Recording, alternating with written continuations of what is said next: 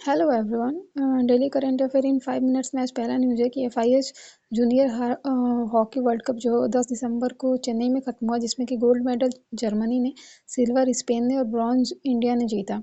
विश्व का जो सबसे ऊंचा युद्ध स्मारक है वो लद्दाख में बनाया गया, गलवान वैली में। 2020 में जब इंडिया और चाइना के बीच युद्ध की आशंका हुई थी तो वहाँ पे कई सारे हमारे जवान शहीद हो गए थे। इसी के लिए वहाँ पे ये स्मारक बनाया गया है। अगला है कि ISSF वर्ल्ड कप का फाइनल 9 दिसंबर को दोहा में खत्म हुआ, जिसमें कि पहला स्थान चीन ने और दूसरा इंडिया ने लाया है। चीन ने 9 मेडल और इंडिया ने 6 मेडल जीते हैं। अगला है कि टाइम्स के द्वारा 2025 का CEO ऑफ द ईयर का खिताब नील मोहन को दिया गया है। और आप मुझे बताइए कि टाइम्स के द्वारा हमने कल न्यूज़ में पढ़ा था कि एथलीट ऑफ द ईयर किसको दिया गया था। अगला न्यूज़ है कि CR पटेल के द्वारा शक्ति हैकथॉन और भारत विन पोर्टल शुरू किया गया है।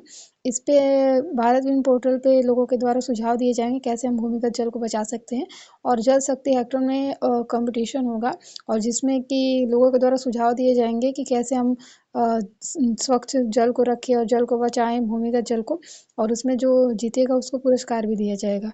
अगला न्यूज़ है कि DRI के द्वारा ऑपरेशन हिंडरलैंड ब्रीव शुरू किया गया महाराष्ट्र में, जिसमें कि कई सारे ड्रग्स पाए गए हैं। ये प्रोजेक्ट नशा मुक्त भारत के अंतर्गत ऐसा ऑपरेशन चलाया गया है।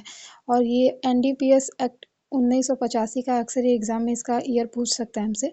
अगला है कि UNEP के द्वारा चैंपियन ऑफ द अर्थ का खिताब सुप्रिया साहू को दिया गया है। अगला न्यूज़ है कि अमूल ने अर्जेंटीना फुटबॉल एसोसिएशन को 4 साल के लिए एम्बेसडर बना है। तो अमूल को अर्जेंटीना फुटबॉल एसोसिएशन ने 4 सालों के लिए एम्बेसडर चुना है। ये पहली बार नहीं है, 2022 में भी अमूल ही बना था अर्जेंटीना फुटबॉल एसोसिएशन का एम्बेसडर।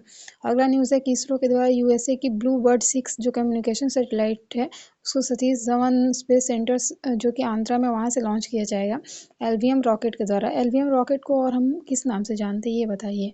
अगला है कि कॉमनवेल्थ खो खो चैंपियनशिप 9 से 14 मार्च 2026 में इंडिया के द्वारा होस्ट किया जाएगा।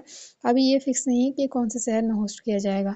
अगला न्यूज़ है कि golden globe horizon award Alia Bhatt को दिया गया है। ये रेड सी फिल्म फेस्टिवल का 5वां एडिशन जो कि जेद्दाह सऊदी अरेबिया में हो रहा था, यहाँ पे इनको ये अवार्ड दिया गया।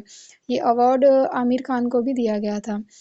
जो साइट्स है उसको 50 साल पूरे हो गए। ये 1973 में बना था पर 1975 में इसको लागू किया गया था।